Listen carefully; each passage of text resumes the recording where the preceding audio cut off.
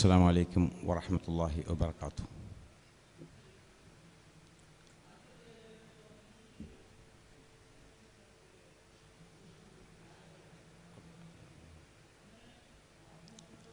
الحمد لله الصلاة والسلام على رسوله الأمين وعلى آله وصحبه أجمعين أما بعد يا أيها الذين آمنوا اتقوا الله حق تقاته ولا تموتن إلا وأنتم مسلمون رب اشرح لي صدري ويسر لي أمري واحلل عقدة من لساني يفقهوا قولي.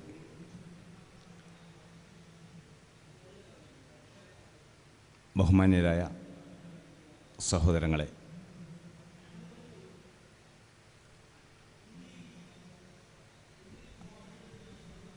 ഇസ്ലാമിക നാഗരികതയുടെ ശോഭന ചിത്രങ്ങളെന്ന വിഷയമാണ്.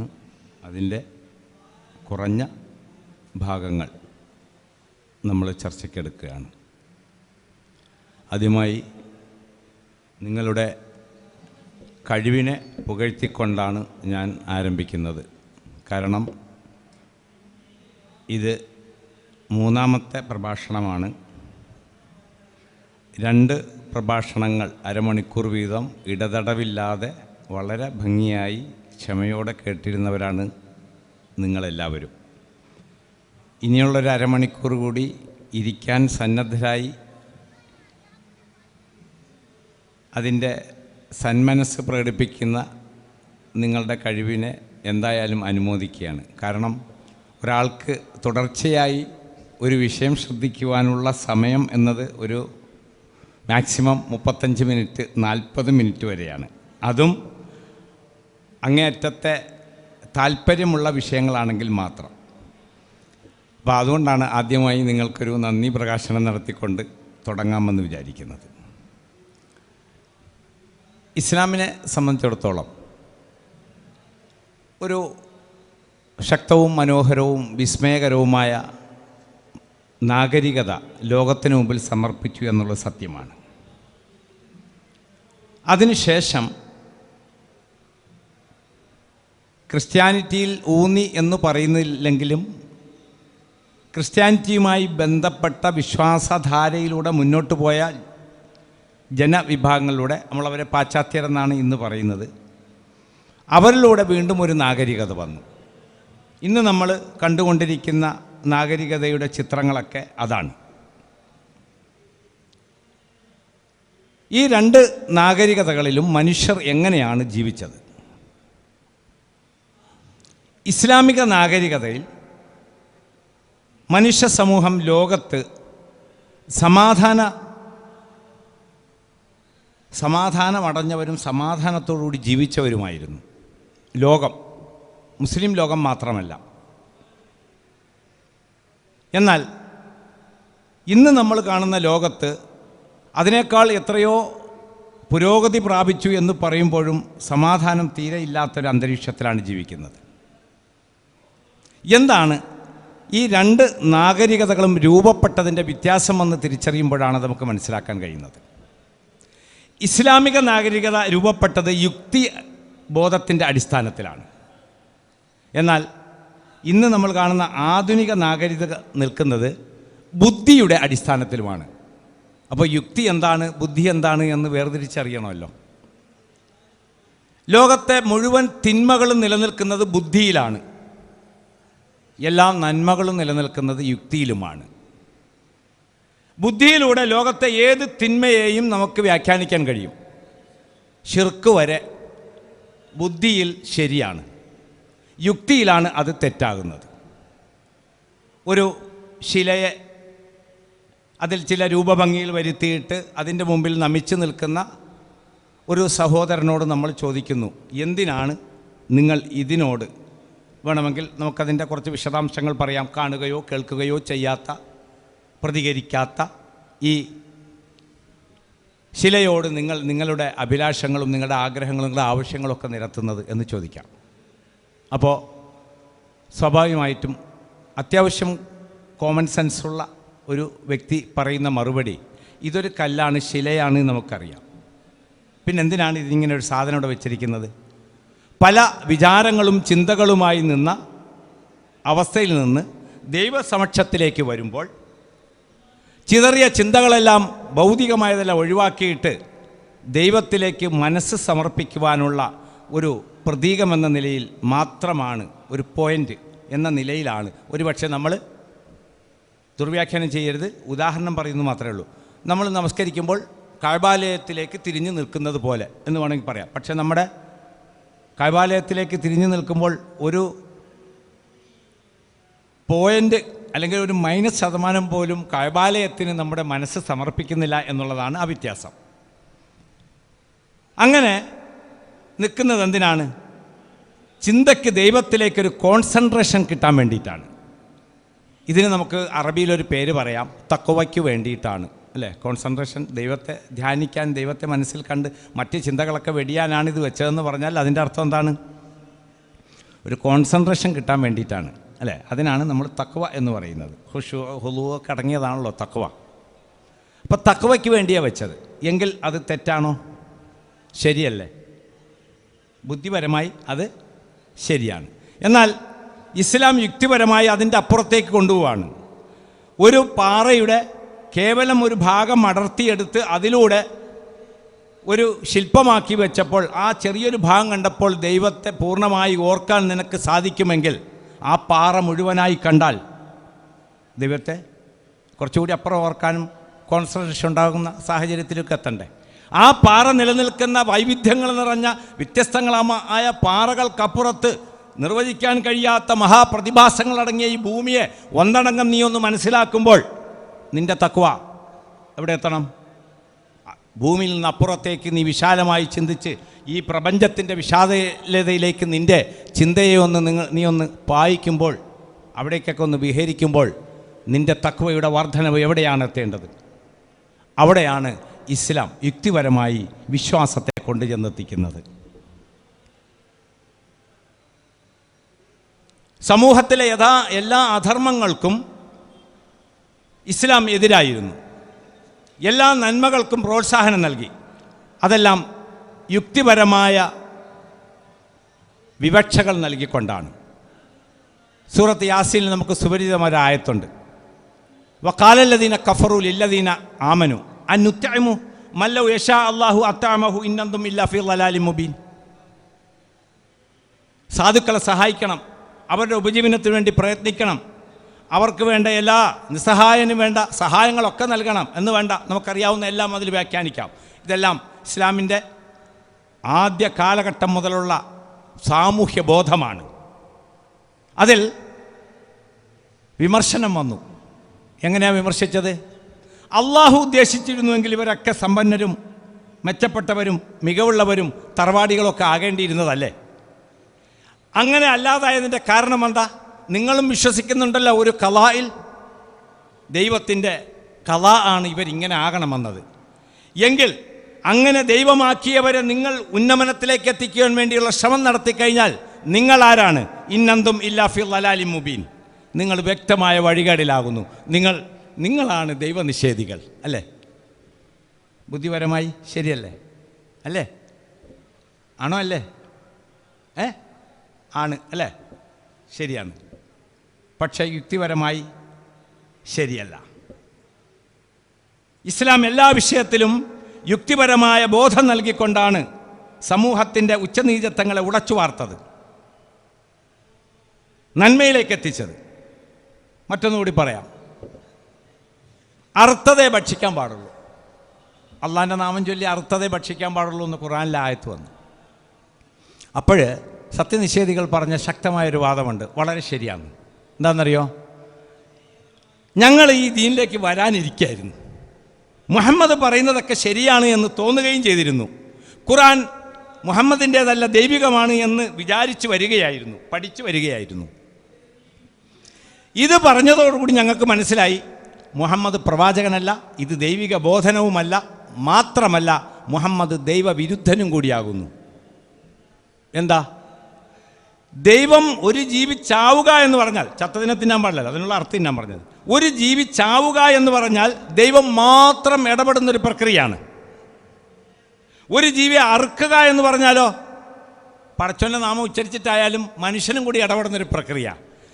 സർവശക്തനായ ഈ പ്രപഞ്ചത്തിൻ്റെ സർവവുമായ ദൈവം മാത്രം ഇടപെട്ട് ഒരു ജീവിയെ കൊന്നപ്പോൾ അല്ലെങ്കിൽ അത് ചത്തപ്പോൾ അത് ഭക്ഷിക്കാൻ പാടില്ല എന്ന് പറയാൻ മാത്രമുള്ള അപരാധം മനുഷ്യനും കൂടി ഇടപെട്ട് കഴിഞ്ഞാലേ തിന്നാൻ പറ്റൂന്നും പറയുന്നു.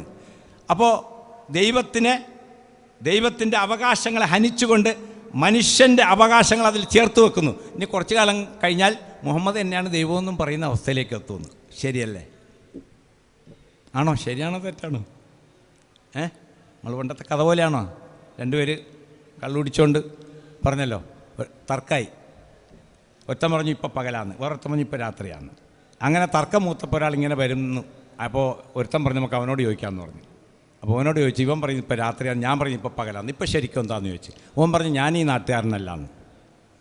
അതുപോലെ നിങ്ങൾ ഈ നാട്ടുകാരല്ലാതെ ഇരിക്കുകയല്ലോ. കാര്യങ്ങൾ മനസ്സിലാകുന്നില്ലേ? ഓക്കെ. അപ്പോൾ ഇങ്ങനെ ഒരു മനുഷ്യന് ഉദാഹരണം പറഞ്ഞാൽ അപ്പുറത്തെ അയൽക്കാരനും നമ്മളും തമ്മിൽ അത്യാവശ്യം നല്ല ബന്ധത്തിലല്ല, ചെറിയ ആലോചനത്തിലാണ്. അവൻ ഒരു കിണർ കുഴിച്ചിട്ടുണ്ട്. ആ കിണറിൽ ചുമര് കെട്ടിയില്ല. കിണറൊക്കെ കുഴിച്ച് ചുമര് കെട്ടിയില്ല, കെട്ടുന്നേ ഉള്ളൂ. ഞാനിപ്പുറത്ത് പത്രം വായിച്ചിങ്ങനെ വീട്ടുമുറ്റത്തുമ്പുറത്തിരിക്കുകയാണ്. അപ്പോൾ ഉണ്ട് അയാളുടെ ഒരു 6 മാസമോ 7 മാസമോ 10 മാസമോ പ്രായമായൊരു കുട്ടി ഇഴഞ്ഞിട്ട് ഈ കിണറിൻ്റെ അടുത്തേക്ക് പോവാണ്. അങ്ങനെ പോകുമ്പോൾ ഞാനീ പത്രം വായിച്ചിട്ട് ഞാനുമായിട്ട് വലിയ രസത്തിലൊന്നുമല്ലല്ലോ, ഞാൻ പോയിട്ട് എന്ത് ചെയ്യേണ്ട, സഹായിക്കേണ്ട ആവശ്യമില്ല വിചാരിച്ചിട്ട് ഞാനിങ്ങനെ പത്രവും പിടിച്ച് സെൻസേഷണൽ ന്യൂസും വായിച്ചുകൊണ്ടിരുന്നാൽ ഈ കുട്ടി ആ കിണറ്റിൽ വീണ് മരിച്ചു പോയാൽ അള്ളാഹുവിന്റെ വക്കൽ ഞാനൊരു കൊലപാതകിയാകുന്നു അല്ലേ? ഈ ലോകത്ത് ഇയാളെ ശിക്ഷിക്കാൻ അല്ലെങ്കിൽ എന്നെ ശിക്ഷിക്കാൻ ഒരു കോടതിയില്ല, ഒരു നിയമവും ഇല്ല. ഉണ്ടോ? ഇല്ല. പക്ഷേ അള്ളാഹിൻ്റെ കോടതിയിൽ ഞാൻ കുറ്റവാളിയാണ്. അതാണ് യുക്തി എന്ന് പറയുന്നത്. അപ്പോൾ ഇത് വച്ചിട്ട് ഇന്ന് നടക്കുന്ന ഫലസ്തീനുമായി ബന്ധപ്പെട്ട വിഷയങ്ങളൊക്കെ ഒന്ന് ആലോചിച്ച് നോക്കിയേ. പ്രശ്നങ്ങളൊക്കെ പരിഹരിക്കണമെന്ന് പറയുകയും സർവ്വ ആയുധങ്ങളും കൊടുക്കുകയും ഫോൺ വിളിച്ചിട്ട് അടിച്ചോ എന്ന് പറയുകയും ചെയ്യുന്ന കോലത്തിൽ അല്ലേ ഇരട്ടത്താപ്പ് നടത്തുന്ന ലോക പോലീസിൻ്റെ അവസ്ഥയും, അതിൻ്റെ ഇപ്പുറത്ത് ഒരു ദാക്ഷിണ്യവും കാണിക്കാതെ ഒരു സമൂഹത്തെ ഇങ്ങനെ ഇത്രമാത്രം നിർദാക്ഷിണ്യം കൊലപ്പെടുത്തുകയും ചെയ്യുന്നൊരവസ്ഥയിലേക്ക് എത്തുക എന്ന് പറഞ്ഞാൽ ഒന്ന് ആലോചിച്ച് നോക്കിയേ. അതിഭീകരമാണ് അല്ലേ? അപ്പോൾ ഇസ്ലാമിക നാഗരികത വളർന്നത് യുക്തിബോധത്തിൻ്റെ അടിസ്ഥാനത്തിലാകുന്നു. എന്നാൽ ഇന്ന് നമ്മൾ കാണുന്ന പാശ്ചാത്യ നാഗരികത ബുദ്ധിബോധത്തിൻ്റെ അടിസ്ഥാനത്തിൽ നിലകൊള്ളുന്നു. എങ്ങനെ മറ്റുള്ളവരുടെ സമ്പത്ത് എൻ്റേതാക്കാം, എങ്ങനെ അവരെ കൊള്ളയടിക്കാം, എങ്ങനെ അവരെ വറുതിയിലാക്കാം, എങ്ങനെ അവരെ ചൂഷണം ചെയ്യാം, എങ്ങനെ അവരെ അടിമകളാക്കാം, എങ്ങനെ അവരെ ചൊൽപ്പടിക്ക് നിർത്താം തുടങ്ങിയ വിഷയങ്ങളിലാണ് ഇന്ന് ലോകത്തിൻ്റെ നാഗരികത നിലനിൽക്കുന്നത്. അതിനെതിരെ വരുന്ന ശബ്ദങ്ങളെയൊക്കെ അവരടിച്ചമർത്തും, പല നിലയ്ക്കും അടിച്ചമർത്തും. ആ നിലയ്ക്കാണ് നിൽക്കുന്നത്. കൃത്യമായ വിശ്വാസങ്ങളിലും ആചാര അനുഷ്ഠാനങ്ങളിലും ഒതുങ്ങി നിൽക്കുന്ന ചിട്ടയുള്ളൊരു മതം എന്നതിലുപരി ഇസ്ലാം രാഷ്ട്രീയം, ഭരണം, വിജ്ഞാനം, സംസ്കാരം, അതുപോലെ തന്നെ മറ്റിതര മേഖലകൾ, ശാസ്ത്രം, കല, സാഹിത്യം തുടങ്ങിയ എല്ലാ മേഖലകളിലും കൃത്യമായ നാഗരികത ബോധം വളർത്തിയ ഒരു മതമാണ് ഇസ്ലാം. കൃത്യമായ നാഗരിക ബോധം വളർത്തിയിട്ടുണ്ട്. ആ ബോധത്തിൽ വളർന്നു വന്നതുകൊണ്ട് വിശുദ്ധ ഖുർആൻ്റെ അവതരണം മുതൽ ഏകദേശം 400 കൊല്ലക്കാലം നീണ്ടു നിന്ന ആ കാലയളവിലുള്ള നാഗരിക മുന്നേറ്റമാണ് ലോകത്തിന് എല്ലാ അർത്ഥത്തിലും വെളിച്ചം വീശിയത്. എല്ലാ അർത്ഥത്തിലും. അതിൻ്റെ അപ്പുറത്ത് നമുക്ക് മറ്റൊന്നിനെ കാണാൻ കഴിയില്ല. ഒരുപക്ഷെ ഖുർആൻ അവതരിക്കുകയോ ഖുർആനിൻ്റെ തലത്തിൽ നിന്നുകൊണ്ടുള്ള ഒരു നാഗരികതയല്ല ലോകത്തുണ്ടായതെങ്കിൽ ലോകക്രമം ഇന്ന് കാണുന്ന രൂപത്തിലാകുകയേയില്ല. നമ്മൾ സങ്കല്പിക്കാത്ത വേറെ ഏതെങ്കിലും തലത്തിലാകുമായിരുന്നു.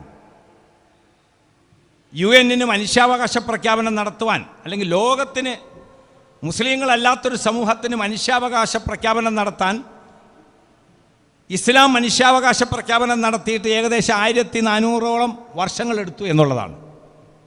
കേവലം ഒരു മനുഷ്യാവകാശ പ്രഖ്യാപനം, അതൊന്നും പ്രാവർത്തികമാക്കാൻ തന്നെ കഴിഞ്ഞിട്ടില്ല എന്നുള്ളതാണ് വാസ്തവം. എന്തുകൊണ്ടെന്നാൽ വിശുദ്ധ ഖുർആൻ മനുഷ്യരുടെ സാംസ്കാരിക വളർച്ചയെ മഹത്തരമാക്കി. എല്ലാ അസമത്വങ്ങളും ഇല്ലാതാക്കി. വൈജ്ഞാനിക ഉന്നമനം ഒരു ഉത്തരവാദിത്തമാക്കി മാറ്റി. നിരീക്ഷണങ്ങൾക്ക് ആഹ്വാനം ചെയ്തുകൊണ്ട് മനുഷ്യനിൽ ശാസ്ത്രബോധം വളർത്തുകയും കാര്യങ്ങളെ യഥാവിധി യുക്തിബോധത്തിലൂടെ വിലയിരുത്തിയിട്ട് അതിൻ്റെ ശരിതെറ്റുകൾ മനസ്സിലാക്കുവാനും പ്രാപ്തനാക്കി. അതുകൊണ്ട് തന്നെ ഈ മനുഷ്യ സമൂഹത്തിൻ്റെ സാംസ്കാരിക ഉന്നമനത്തെ സാർത്ഥകമാക്കുകയും അതിലൂടെ ലോകം കണ്ട ഏറ്റവും നല്ല സാംസ്കാരിക സാമൂഹിക ക്രമങ്ങളും സാമ്പത്തിക മികവും മനുഷ്യ സമൂഹത്തിൻ്റെ സമാധാനവും മനുഷ്യ സമൂഹത്തിൻ്റെ സമത്വബോധവും ഒക്കെ നൽകി. ഇസ്ലാം നൽകിയ സ്വാതന്ത്ര്യം, സമത്വം, സാഹോദര്യം ഇതൊക്കെ പിന്നെ ഫ്രഞ്ച് വിപ്ലവ കാലത്തൊക്കെ ഒരു ആശയമായി എടുത്തുദ്ധരിച്ചിട്ടാണ് ഫ്രഞ്ച് വിപ്ലവത്തിൻ്റെ നേതാക്കന്മാർ അതിന് ആശയം പകർന്നത്. എന്നാൽ ഇസ്ലാം അത് പ്രാവർത്തികമാക്കി കഴിഞ്ഞു എന്നുള്ളതാണ് അതിൻ്റെ വാസ്തവം. എല്ലാ അർത്ഥത്തിലും പ്രാവർത്തികമാക്കി. ബിലാൽ റളിയല്ലാഹുവിനെ മോചിപ്പിച്ച് കൊണ്ടുവന്ന് റസൂലുള്ളാഹി സ്വല്ലല്ലാഹി അലൈഹി വസല്ലം അദ്ദേഹത്തെ ആലിംഗനം ചെയ്തപ്പോൾ ബിലാൽ റളിയല്ലാഹുവിന് പിന്നെ അദ്ദേഹത്തിൻ്റെ ഓർമ്മയിൽ പറഞ്ഞ വിഷയങ്ങളുണ്ട്. ഞാനൊരു മനുഷ്യനാണ് എന്ന് എനിക്ക് ആദ്യമായി ബോധ്യപ്പെട്ട നിമിഷമായിരുന്നു അത്. ഒരു മനുഷ്യനാണെന്ന് തോന്നിയ. അപ്പോൾ നേരത്തെ മനുഷ്യനേക്കാൾ താഴത്ത് ഒരു നികൃഷ്ട ജീവി എന്ന നിലയ്ക്ക് അഭിമാനം തീരെ അവകാശമായി മാറാത്ത, അല്ലെങ്കിൽ അവകാശപ്പെടാൻ കഴിയാത്ത വിധം, മനുഷ്യനായിരുന്നിട്ടും മനുഷ്യത്വം വകവെച്ച് നൽകാത്ത വിധം അതപ്പത്തിച്ചിരുന്ന ഒരു സാമൂഹ്യ ക്രമത്തിൽ നിന്ന് അദ്ദേഹം മോചിപ്പിക്കപ്പെട്ട് ഇസ്ലാമിൻ്റെ പക്ഷത്ത് വന്ന് പ്രവാചകൻ്റെ അരികത്തെത്തിയപ്പോൾ ഉണ്ടായ അദ്ദേഹത്തിൻ്റെ അനുഭവമാണ് ആ പങ്കുവച്ചത്.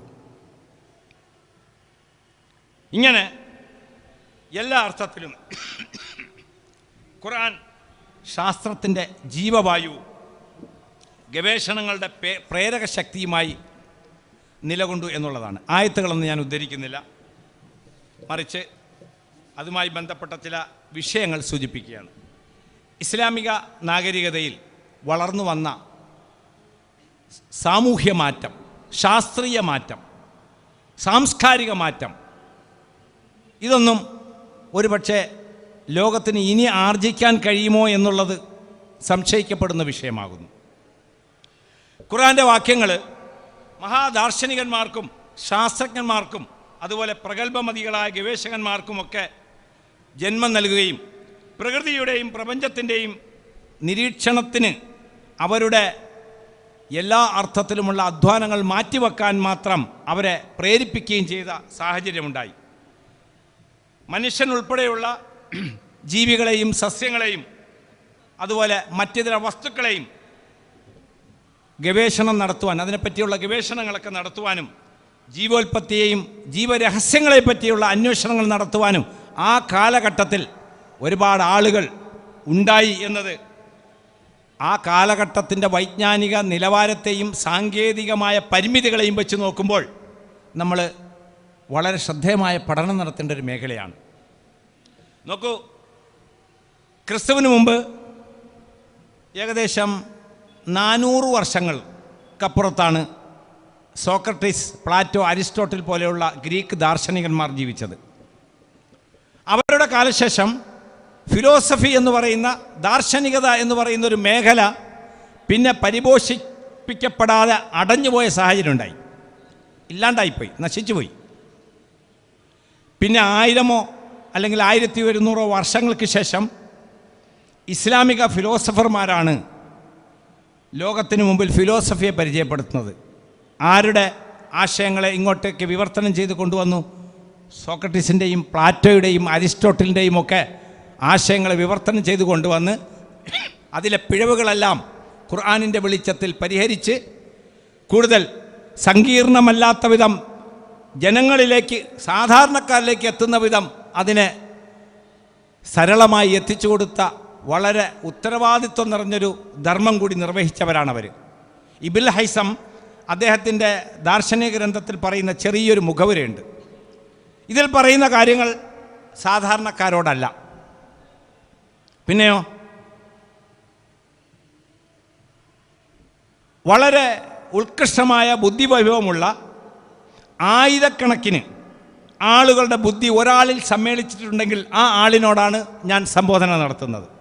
അദ്ദേഹം അവിടെ നിർത്തിയില്ല. അല്ല, ഈ പറഞ്ഞ തോതിലുള്ള ബുദ്ധിവൈഭവമുള്ള 10,000-കണക്കിന് ആളുകളുടെ ബുദ്ധിവൈഭവം ഒരാളിൽ സമ്മേളിച്ചിട്ടുണ്ടെങ്കിൽ അവരോടാണ് ഞാൻ ഈ ഗ്രന്ഥത്തിൽ സംബോധന നടത്തുന്നത്.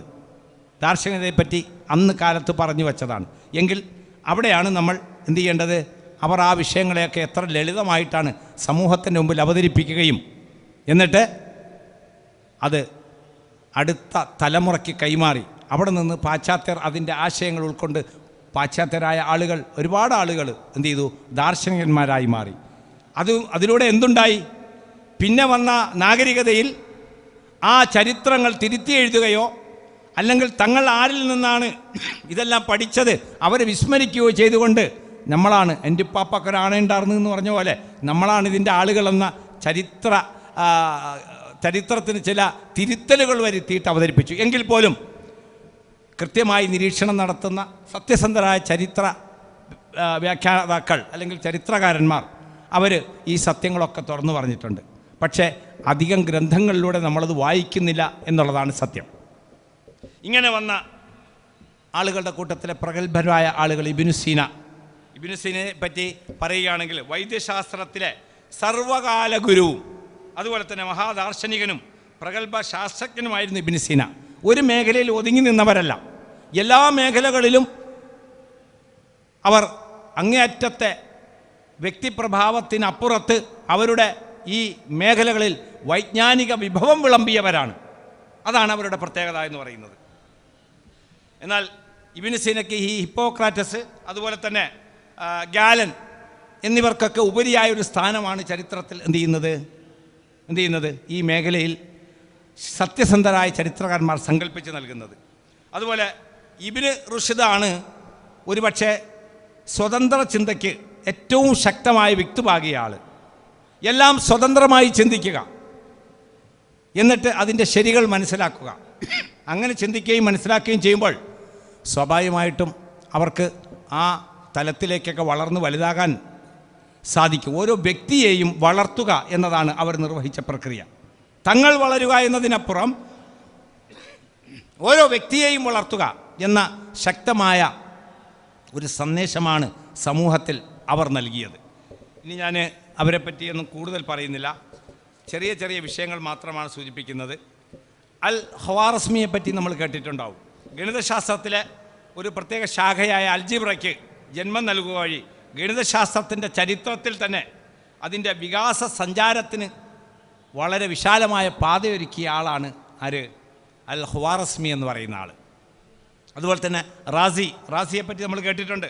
റാസി വൈദ്യവിജ്ഞാനത്തിൽ മാത്രമല്ല രസതന്ത്രവിദ്യയിലും അതായത് കെമിസ്ട്രിയിലും ഒരുപോലെ നൈപുണ്യം നേടി ലോകത്തെ വിസ്മയിപ്പിച്ച ഒരു മഹാശാസ്ത്രജ്ഞൻ കൂടിയായിരുന്നു. ഇബ്നു ഹൈസമിനെ പറ്റിയൊന്നും നമുക്ക് ഇന്ന് അറിയില്ല. പക്ഷേ ലോകത്തെ വർണ്ണവിസ്മയങ്ങളുടെ പ്രകാശവുമായി ബന്ധപ്പെട്ട എല്ലാ കണ്ടെത്തലുകളുടെയും അതിന്ന് വളരെ വലിയൊരു മേഖലയാണ്. അതിൻ്റെ ഒക്കെ ഉപജ്ഞാതാവെന്നോ അല്ലെങ്കിൽ അതിനൊക്കെ കൃത്യമായൊരു പാത തുറന്നു കൊടുത്ത അതിൻ്റെ ബാലപാഠങ്ങൾ പഠിപ്പിച്ച ആളാണ് ഇബ്നുൽ ഹൈസം എന്ന് പറയുന്ന ആൾ. ലോക പുരോഗതിയിലെ സുപ്രധാനമായ പങ്കുവഹിച്ച ഫോട്ടോഗ്രാഫി, ക്യാമറ, ടെലസ്കോപ്പ്, മൈക്രോസ്കോപ്പ് തുടങ്ങിയ അത്ഭുതകരമായ കണ്ടുപിടുത്തങ്ങൾക്കൊക്കെ പിന്നിൽ അതിൻ്റെ തിയറി അവതരിപ്പിച്ച ആദ്യത്തെ വ്യക്തിയാണ് ഇബ്നുൽ ഹൈസം എന്ന് പറയുന്ന ആൾ. അദ്ദേഹത്തെ പറ്റി പറയാൻ ഒരുപാട് വിഷയങ്ങളുണ്ട്. ഇപ്പോൾ നമ്മുടെ ലിയാനാർഡോ ഡാവിഞ്ചിയും റോജൻ ബേക്കറും ഒക്കെ അടക്കമുള്ള ആളുകളൊക്കെ ഇന്ന് ആ മേഖലയിൽ പ്രസിദ്ധരായത് അദ്ദേഹത്തിൻ്റെ അന്നവറ എന്ന് പറയുന്ന പ്രത്യേകമായ ഈ പ്രകാശവും പ്രകാശതരംഗങ്ങളുമായി ബന്ധപ്പെട്ട പഠന പുസ്തകങ്ങളിൽ നിന്ന് ആശയം ഉൾക്കൊണ്ടുകൊണ്ട് അതിൻ്റെ തുടർ പഠനങ്ങളിലൂടെ ഈ പ്രാഗൽഭ്യത തെളിയിച്ച ആളുകളാണ്. അപ്പോൾ അതിൻ്റെയൊക്കെ വേരുകൾ ചെന്നെത്തുന്നത് ഇബ്നുൽ ഹൈസമിലേക്കാണ് എന്നർത്ഥം. ഇബ്നു ഖൽദൂൻ പറയേണ്ടതില്ല, നമുക്ക് സുപരിചിതനായ വ്യക്തിയാണ് ഇബ്നു ഖൽദൂൻ. ചരിത്രത്തിൽ ആദ്യമായി ഒരു തത്വശാസ്ത്രം അവതരിപ്പിക്കുകയും ലോകത്തെ അമ്പരിപ്പിച്ച പ്രശസ്ത ചരിത്ര ഗവേഷകനും പ്രഗത്ഭ ദാർശനികനുമായിരുന്നു ഇബ്നു ഖൽദൂൻ. അദ്ദേഹത്തിൻ്റെ മുഖദ്ദിമ മുഖദ്ദിമ എന്ന് പറഞ്ഞാൽ ഒരു പുസ്തകമല്ല, സത്യത്തിൽ ഒരു ബുക്കല്ല, ഒരു ബുക്കിൻ്റെ മുഖവുര മാത്രമാണ്. ആ മുഖവുര കൊണ്ട് തന്നെ അദ്ദേഹം ലോകത്തെ പരിവർത്തിപ്പിച്ചു എന്നുള്ളതാണ്. പാശ്ചാത്യ ലോകത്ത് നമ്മളിന്ന് കാണുന്ന എല്ലാവിധ വളർച്ചയുടെയും അടിസ്ഥാനം ആ ഗ്രന്ഥമാണെന്ന് പറഞ്ഞാൽ അതൊരു അതിശയോക്തിയാവുകയില്ല എന്നുള്ളതാണ് വാസ്തവം. ഗസാലിയെപ്പറ്റി നമുക്കറിയാം. ഇമാം ഗസാലി പൊതുബോധത്തിലൂന്നി ദാർശനിക ചിന്തകൾ പങ്കുവച്ച ഒരു മഹാപണ്ഡിതനായിരുന്നു ഇമാം ഗസാലി. ജാബിർ ബിൻ ഹയ്യാൻ രസതന്ത്ര വിദഗ്ധനായ വ്യക്തിയായിരുന്നു. പല മൂലകങ്ങളെയും ചില രാസമാറ്റങ്ങൾക്ക് വിധേയമാക്കിയിട്ട് സ്വർണമാക്കി മാറ്റാമെന്ന് വരെ തിയറി അവതരിപ്പിച്ച ആളാണ്. അതിനുള്ള ശ്രമങ്ങൾ നടത്തുകയും അങ്ങനെ ആ ശ്രമങ്ങൾ നടത്തിക്കൊണ്ടിരിക്കുന്നതിനിടയിൽ അദ്ദേഹം മരണപ്പെട്ടു പോവുകയും ചെയ്തു എന്നാണ് ചരിത്രത്തിൽ നമ്മൾ കാണുന്ന വിഷയങ്ങൾ. ഇനി സസ്യശാസ്ത്രവും അതുപോലെ തന്നെ ജീവശാസ്ത്രവും ഒക്കെ അടങ്ങുന്ന മേഖലയിൽ ഒരുപാട് ആളുകൾ ഈ 400 വർഷക്കാലത്തിനിടയിൽ നാഗരികതയുടെ എല്ലാ തലങ്ങളിലേക്കും എല്ലാ മേഖലകളിലേക്കും പോയതുപോലെ തന്നെ ഈ മേഖലയിലേക്ക് കടന്നു ചെന്നിട്ടുണ്ട്.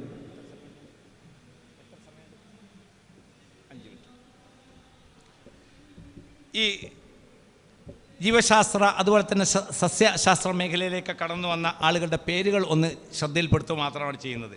ഇബ്നു തുഫൈൽ, അൽ ഖസ്വീനി, ജാഹിസ്, ദിമ്യരി, ഇബ്നു ബൈത്താർ, റഷീദുദ്ദീൻ സൂരി, ഇബ്നുൽ അവാം തുടങ്ങിയ പ്രഗത്ഭരായ ശാസ്ത്രജ്ഞന്മാർ ലോകത്തിൻ്റെ ആദരവ് പിടിച്ചു പറ്റിയ ആളുകളാണ്. അല്ലാത്ത എത്രയോ ആളുകൾ നമുക്ക് വേറെ കാണുവാൻ സാധിക്കും എന്നുള്ളതാണ് മറ്റൊരു വാസ്തവം. ഇനി ഈ വിജ്ഞാനത്തിൽ ഇത്രമാത്രം ആഭിമുഖ്യവും പ്രാധാന്യവും കൽപ്പിക്കപ്പെട്ട മറ്റൊരു കാലം ഉണ്ടായിട്ടില്ല എന്ന് നമ്മൾ നേരത്തെ സൂചിപ്പിച്ചു. ഇതിന് മതത്തിൻ്റെയും ഭരണാധികാരികളുടെയും ശക്തമായ പിന്തുണ ഉണ്ടായിരുന്നു, സമൂഹത്തിൻ്റെ പിന്തുണ ഉണ്ടായിരുന്നു എന്നതൊക്കെ ആ കാലഘട്ടത്തിലെ വളർച്ചയ്ക്ക് ഏറ്റവും നിദാനമായ ഒരു അനുകൂല ഘടകങ്ങളായിരുന്നു. എന്നാൽ ഇങ്ങനെ 4, 5, 6 നൂറ്റാണ്ടുകളിൽ ഇത്രമാത്രം വിജ്ഞാന വിസ്ഫോടനങ്ങളും നാഗരികമായ വളർച്ചയും ഉയർച്ചയും ഉണ്ടായപ്പോൾ അതിനുശേഷം ഏകദേശം ഒരു 4 നൂറ്റാണ്ട് കഴിഞ്ഞിട്ട് യൂറോപ്പ് ഒന്ന് വളർന്നു തുടങ്ങിയപ്പോഴുള്ള അവസ്ഥ എങ്ങനെയായിരുന്നു എന്ന് നമുക്ക് ജസ്റ്റ് ഒന്ന് പരിശോധിച്ചാൽ ഇതിൻ്റെ അന്തരങ്ങളൊന്ന് മനസ്സിലാവും. BC 4-ാം നൂറ്റാണ്ടിൽ ജീവിച്ചിരുന്ന ഗ്രീക്ക് തത്വചിന്തകനായിരുന്ന അരിസ്റ്റോട്ടിൽ പറഞ്ഞു, പ്രപഞ്ച കേന്ദ്രം ഭൂമിയാണ് എന്ന് പറഞ്ഞു. പ്രപഞ്ചത്തിൻ്റെ കേന്ദ്രം ഭൂമിയാണ്. അത് നിശ്ചലമായി ഇങ്ങനെ നിൽക്കുകയും മറ്റുള്ളവയെല്ലാം അതിനെ ചുറ്റിക്കൊണ്ടിരിക്കുകയും ചെയ്യുന്നു. ഭൂമി ഇങ്ങനെ നിൽക്കുകയാണ്, ബാക്കിയെല്ലാം അതിനെ ചുറ്റുകയാണെന്നാണ് അദ്ദേഹം അവതരിപ്പിച്ച സിദ്ധാന്തം. BC 4-ാം നൂറ്റാണ്ടിലാണ്, അതായത് ക്രിസ്താബ്ദം 400 വർഷങ്ങൾക്ക് മുമ്പുള്ള അവസ്ഥയാണ് പറയുന്നത്. BC 2-ാം നൂറ്റാണ്ടായപ്പോഴേക്ക് അലക്സാണ്ട്രിയൻ ശാസ്ത്രജ്ഞനായ ടോളമി ഇതേ അഭിപ്രായം അല്പം കൂടി മെച്ചപ്പെടുത്തിയിട്ട് അവതരിപ്പിച്ചു. അത് ക്രിസ്തീയ ചർച്ച് അല്ലെങ്കിൽ ക്രിസ്തുമത വിശ്വാസികളുടെ ഇതിനെയൊക്കെ ശാസ്ത്രത്തെ വിലയിരുത്തുന്ന ടീം അതിനെ അതൊരു മത ആശയമായി അംഗീകരിച്ച് മുന്നോട്ട് പോയി. അങ്ങനെ പോകുമ്പോൾ 19-ാം നൂറ്റാണ്ടെത്തി. 19 നൂറ്റാണ്ടുകൾ കഴിഞ്ഞിട്ട് എന്ത് ചെയ്യാണ്, അതായത് ക്രിസ്തുവിന് മുമ്പ് 2-ാം നൂറ്റാണ്ടിന് ശേഷമുള്ള 19 നൂറ്റാണ്ട് കഴിഞ്ഞിട്ടാണ് പിന്നെ ആ വിഷയത്തിൽ ആ മേഖലയിൽ ഒരു തിരുത്തൽ വരുന്നത്. എവിടെ? ഇസ്ലാമിക ചരിത്രകാരന്മാർക്കിടയിലല്ല, അല്ലെങ്കിൽ ഇസ്ലാമിക ശാസ്ത്രജ്ഞന്മാർക്കിടയിലല്ല, മറിച്ച് ഇസ്ലാമികേതര ശാസ്ത്രജ്ഞന്മാർക്കിടയിലുള്ള ഒരു തിരുത്തൽ വരുന്നത് AD 15-ാം നൂറ്റാണ്ടിലാണ്. കോപ്പർനിക്കസ് സൂര്യനാണ് പ്രപഞ്ച കേന്ദ്രമെന്നും മറ്റ് ഗ്രഹങ്ങൾ അതിനെ വലം പൊക്കുകയാണെന്നും കണ്ടെത്തി. പക്ഷേ ചർച്ചിനെ പേടിച്ചിട്ട് മരിക്കുന്നത് വരെ അദ്ദേഹം ഈ അഭിപ്രായം പ്രസിദ്ധപ്പെടുത്തിയില്ല. മരണശേഷമാണ് പുറത്തുവിട്ടത്. മരണശേഷമുള്ള കുറിപ്പിൽ ഞാൻ മരിച്ചു കഴിഞ്ഞാൽ വായിക്കേണ്ടതെന്ന് പറഞ്ഞിട്ട് എഴുതി വെച്ചതിലാണ് ഇത് സൂര്യൻ ആണ് ഈ നമ്മുടെ സൗരയൂഥത്തിൻ്റെ കേന്ദ്രമെന്ന് അദ്ദേഹം അഭിപ്രായപ്പെട്ടത്. അദ്ദേഹം അപ്പോഴും പറഞ്ഞതിൽ ചെറിയ വിഷയമുണ്ട്. അദ്ദേഹം പറഞ്ഞത് ഈ പ്രപഞ്ചത്തിൻ്റെ കേന്ദ്രമാണ് സൂര്യൻ എന്ന നിലയ്ക്കാണ് അഭിപ്രായം പറയുന്നത്. പ്രപഞ്ചത്തിൻ്റെ കേന്ദ്രം സൂര്യനല്ല എന്ന് ശാസ്ത്രീയമായി കണ്ടെത്തിയ വിഷയങ്ങളാകുന്നു. 16-ാം നൂറ്റാണ്ടിൽ തന്നെ ബ്യൂണോ എന്ന ശാസ്ത്രജ്ഞൻ ഈ പ്രപഞ്ചത്തിലെ എല്ലാ ഗോളങ്ങളും കറങ്ങിക്കൊണ്ടിരിക്കുന്നുവെന്നും ഗോളശാസ്ത്ര സത്യം അദ്ദേഹം വിളിച്ചു പറയാണ്. ഈ പ്രപഞ്ചത്തിൽ ഭൂമി നിശ്ചലമായി നിൽക്കുന്നു എന്നത് തെറ്റാണ്. ഈ പ്രപഞ്ചത്തിലെ എല്ലാം കറങ്ങിക്കൊണ്ടിരിക്കുന്നു. സൂര്യന് ചുറ്റും ഭൂമി കറങ്ങുകയാണ് എന്ന വാസ്തവം ഈ ലോകത്തോട് വിളിച്ചു പറഞ്ഞു. പക്ഷേ ചർച്ച് അദ്ദേഹത്തെ ജീവനോടെ ചുട്ടുകൊന്നു കളഞ്ഞു. ഇനി മേലിൽ ഇമാതിരി വർത്തമാനം പറയരുത്.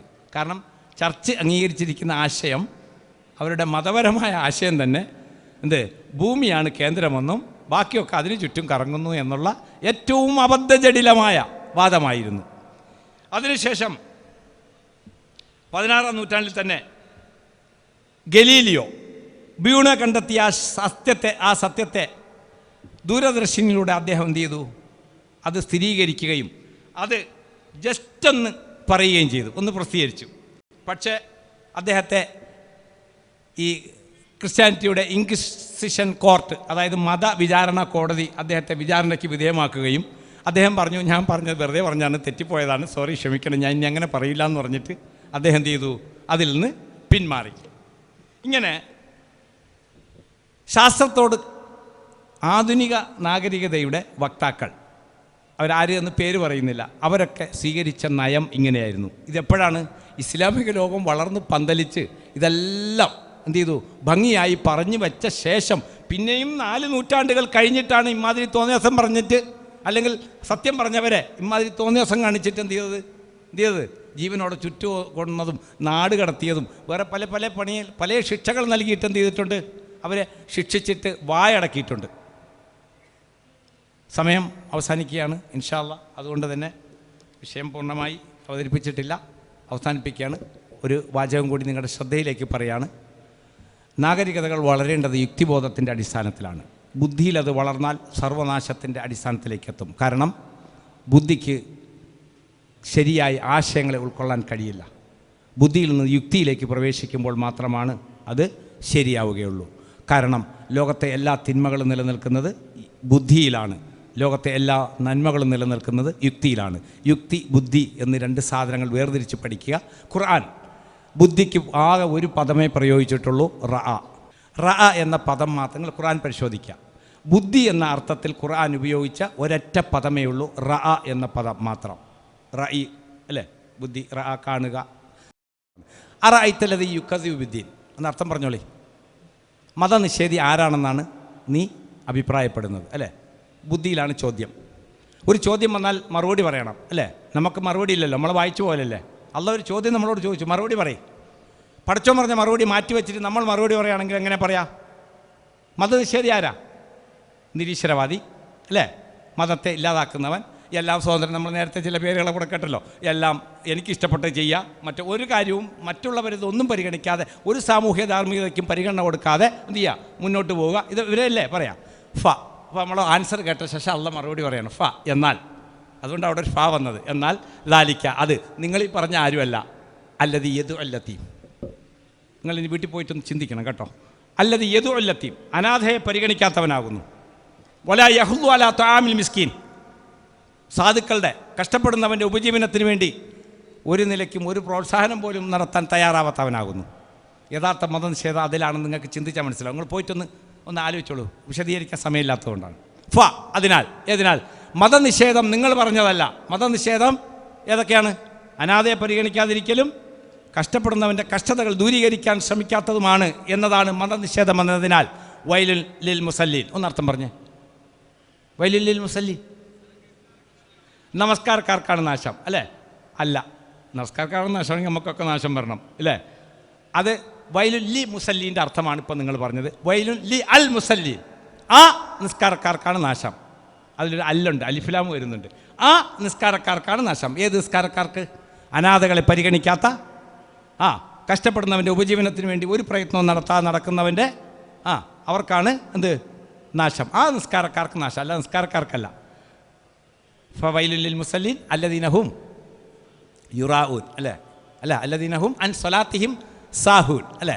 അവർ എന്താണ്? നമസ്കാരത്തെപ്പറ്റി ശ്രദ്ധയില്ലാത്തവരാണ്. അശ്രദ്ധർ എന്നും നമ്മൾ പറയാറുണ്ട് അല്ലേ? എനിക്കൊന്ന് അശ്രദ്ധർ എന്ന് പറഞ്ഞാൽ ഒരു ഇൻറ്റേർണൽ മീനിങ്ങും ശ്രദ്ധയില്ലാത്തവർ എന്ന് പറഞ്ഞാൽ ഒരു എക്സ്റ്റേണൽ മീനിങ്ങുമാണ് അല്ലേ? ഭാഷയിൽ അങ്ങനെ ചെറിയ വ്യത്യാസങ്ങളൊക്കെ കാണാൻ പറ്റുമെന്ന് തോന്നുന്നു. ശ്രദ്ധയില്ലാത്തവർ അല്ലേ? അശ്രദ്ധർ എന്ന് പറഞ്ഞാൽ എന്താ? നിസ്കരിക്കുമ്പോൾ എന്ത് ചെയ്യുക, ഇൻറ്റേർണൽ മീനിങ്ങിലേക്ക് വന്ന് നിസ്കാരത്തിൽ റക്കായത്ത് മറന്നു പോവുക, നിസ്കരിക്കാൻ നിൽക്കുമ്പോൾ പല വിചാരവും വരിക, അങ്ങനെ കുറേ ഇൻറ്റേർണലായിട്ട് അല്ലേ, നിസ്കാരത്തിൻ്റെ ഒരു ശ്രദ്ധക്കുറവ് അല്ലേ. അശ്രദ്ധർ എന്ന് പറഞ്ഞു. ഇനി ശ്രദ്ധയില്ലാത്തവർ എന്ന് പറഞ്ഞാലോ, എന്തിന് നിസ്കരിക്കുന്നു എന്നറിയാത്തവൻ അല്ലേ. നിസ്കരിക്കുന്നത് എന്തിനാണ്? അല്ലാഹു അക്ബർ എന്ന് ആവർത്തിച്ച് പറഞ്ഞ് അള്ളാഹുവിന് മഹത്വം നൽകിയിട്ട് സമജീവികളെ കാണാൻ കഴിയാത്ത, അവരുടെ പ്രശ്നങ്ങൾ ഇടപെടാൻ കഴിയാത്തവൻ്റെ നിസ്കാരം എന്തിനു വേണ്ടി, എന്തിനു കൊള്ളാം, ആർക്ക് വേണം? പിന്നെ അവൻ്റെ നിസ്കാരം എന്താ? അല്ലതിന് യുറാവുൻ, ഞാനും നിസ്കരിക്കുന്നവരുടെ കൂട്ടത്തിലാണെന്ന് കാണിക്കാനാണ്. എംനൗൻ അൽ മാവുൻ, അവൻ പരോപകാരം പോലും തടയുന്നവനായിരിക്കും. അപ്പോൾ നിസ്കാരത്തിൻ്റെ ലക്ഷ്യം മനസ്സിലാക്കാത്തവന് എന്ത് ചെയ്യാൻ കഴിയില്ല? ഒരു യഥാർത്ഥ മതബോധമുള്ളവനായി മാറാൻ കഴിയില്ല. ഇൻഷാ അല്ലാഹ് ബാക്കി നിങ്ങളുടെ ചിന്തയ്ക്ക് വിടുകയാണ്. നിങ്ങൾ ചിന്തിക്കുക, പഠിക്കുക, കൂടുതൽ പഠനത്തിന് വിധേയമാക്കുക. ഞാനൊരു പുതിയ പോയിൻ്റ് പറഞ്ഞിട്ടുണ്ട്, ബുദ്ധിയും യുക്തിയും. ഖുർആൻ റഅ എന്ന പദം മാത്രമേ ബുദ്ധിക്ക് ഉപയോഗിച്ചിട്ടുള്ളൂ. ബാക്കി അക്കിൽ, തഅക്കിലൂൻ, പിന്നെ തതഫക്കറൂൻ, തദക്കറൂൻ, തദബ്ബർ അല്ലേ, അഫലാ യതദബ്ബറൂനൽ ഖുർആന അം അലാ ഖുലൂബ്, അതെല്ലാം യുക്തിബോധത്തിൻ്റെ വിവിധ തലങ്ങളെയാണ് ഖുർആൻ ബാക്കി എല്ലാ പദങ്ങളിലും പരിചയപ്പെടുത്തിയിരിക്കുന്നത്. അവിടെ പറഞ്ഞ ആയത്തുകളുടെ ആശയങ്ങൾ പരിശോധിക്കുമ്പോൾ നിങ്ങൾക്കത് മനസ്സിലാവും. അങ്ങനെയുള്ളൊരു ഖുർആൻ പഠനത്തിലേക്ക് വന്നു കഴിഞ്ഞാൽ ഒരു സമൂഹത്തിൻ്റെ ശക്തമായൊരു മാറ്റത്തിന് അതൊരു കാരണമാകും. അള്ളാഹു അതിന് തൗഫീക്ക് ചെയ്യട്ടെ. വാഖിർ ദഅവാന അൽഹംദുലില്ലാഹി റബ്ബിൽ ആലമീൻ.